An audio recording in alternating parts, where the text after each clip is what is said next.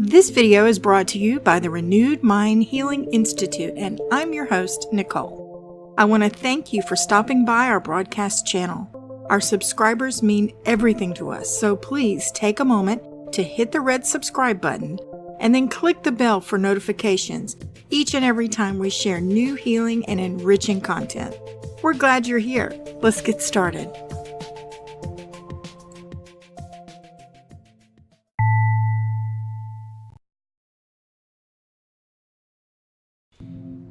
Today we're going to watch an excerpt from one of our favorite courses offered at the Renewed Mind Healing Institute. Be sure to check out the video description below for information on how you can join us in class from home, or to check out all the courses and programs we offer at the Institute. We welcome everyone with a love of learning. Now, on to the video. Keto diet meal plan strategies that work. As I have mentioned in the previous video, if you don't have the right mindset coming in, there's a high chance you are going to fail with your keto diet. To be fair, if you are mentally unprepared for your weight loss journey, you probably will fail with most other diets. Don't think that this is limited to keto.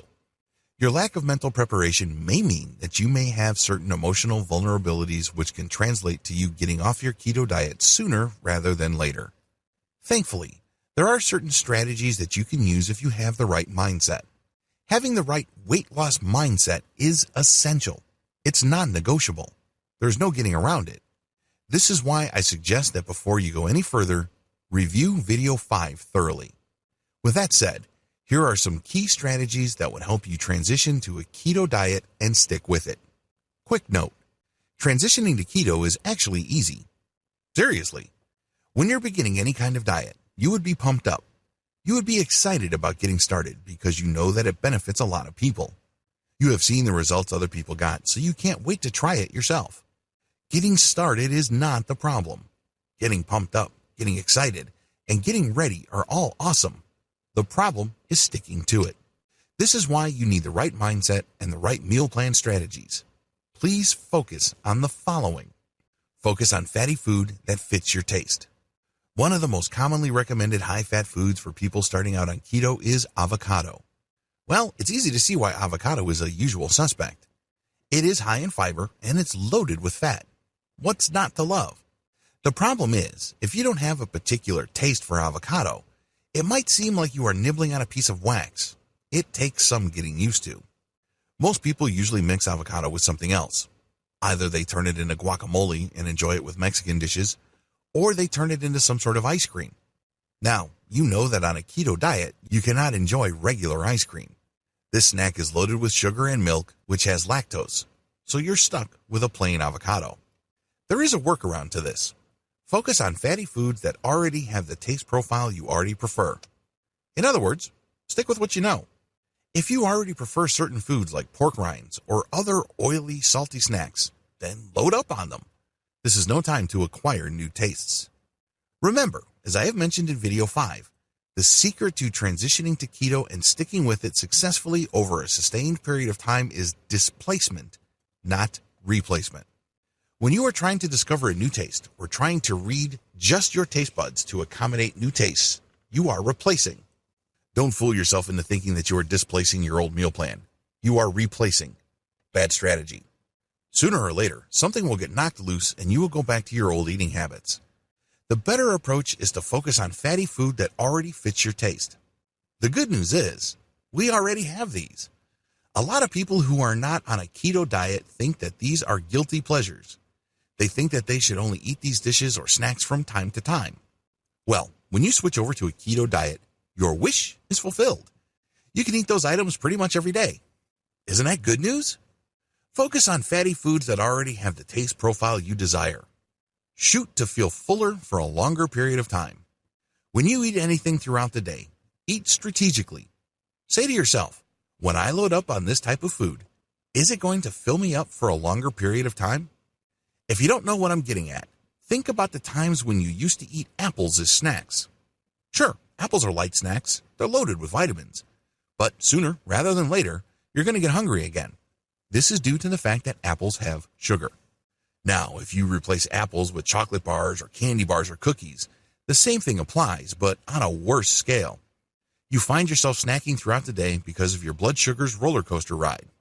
Once you switch over to a keto system, be strategic about what you eat. When you displace that apple with, let's say, a teaspoon of cream cheese, you feel fuller longer because the oil in your system is processed by your body differently. Your body sends different hunger signals to your brain and vice versa when you're eating fatty foods. This is why it's crucial that you be as strategic as possible in your snacks. Instead of just grabbing anything to snack on, eat macadamia nuts. Those things are loaded with oil and your body can definitely tell. You feel fuller for a longer period of time. Eventually, cut out all soda. By all, I mean all. A lot of people are thinking, well, I can go on a keto diet and cut out regular soda and hang on to diet drinks. These are soft drinks that are advertised as 0 calories. Well, first of all, they are not 0 calories. Under U.S. labeling guidelines, they contain few enough calories that they can be passed on as 0-calorie drinks, but they are not 0 calories. Also, recent studies have shown that people who drink diet colas actually have a shorter life expectancy. I know, it's shocking. It definitely shocked me. In fact, I got so stunned I swore off all sodas across the board. It doesn't matter whether they are regular soda loaded with sugar, or high fructose corn syrup and other nasty junk, or they are the 0-calorie or low-calorie variety. I'm completely off them, and I suggest you do the same. I understand that if you drink a lot of soda, it's going to be very hard to go cold turkey. Believe me, I can empathize. It took me a few false starts myself to finally get off the soda train. This is why it's a good idea to follow one of the principles that I have laid out in video 6, displace, do not replace. In accordance with this piece of advice, eventually cut out all soda. The key here is eventually. This means that you have to start today. It doesn't have to be bold. It doesn't have to be dramatic. You're not trying to impress anybody. You're not trying to be a hero. But you have to start today and gradually cut down. If you do it gradually, it's actually much easier than you care to realize. But if you were going to go cold turkey, that's going to be a little bit of a problem because of the dynamics that I described earlier in this training. Your body will put up a fight.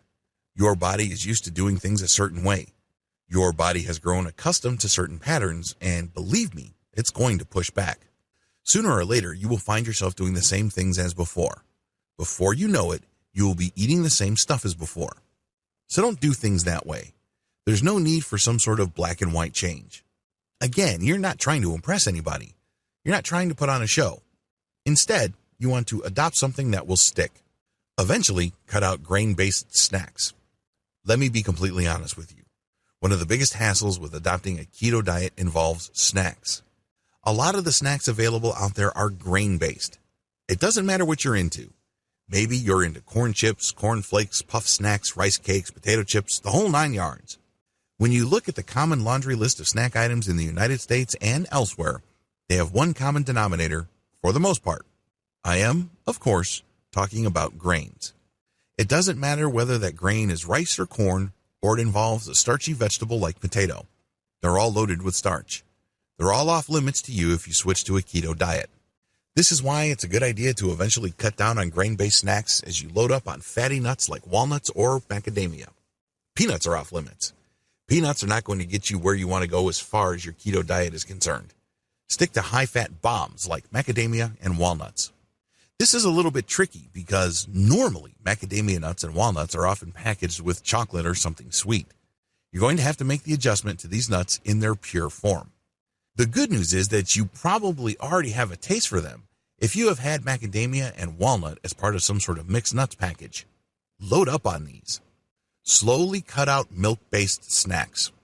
Milk is a very touchy subject for a lot of people. A lot of individuals switching over to keto can easily make do without soda. Many are able to make the transition to a grain-free snack system with very little resistance. The problem is, once they try to cut out milk and dairy-based products, that's when they get a little antsy. This is why I suggest that you slowly cut down. I'm not talking about eventually. I'm not talking about a fast withdrawal system, but just slowly cut out milk-based snacks and meal items. It really all boils down to pacing yourself in line with your changing tastes. This is definitely not something that you can rush. Keep the meal plan strategies above in mind. Make sure you try all of them.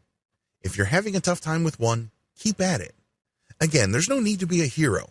There's no need to just take one giant leap. You're not going to prove anything to anybody. What's important here is that you're able to stick to the changes that you have made. A little bit of incremental change can go a long way. Some people adjust very quickly. Others need a little bit more time. Just figure out which one you are and just stick to the plan of action. Eventually, your body will get used to it.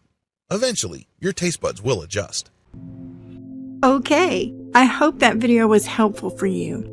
Thanks for spending time with us today, and we sure appreciate that you're here. For more information and resources, check the video description below, or visit us online at renewedmindhealing.com. That's all one word. Until next time, I'm your host, Nicole, and may divine health and healing in your body, mind, soul, and nest be yours. See you again soon.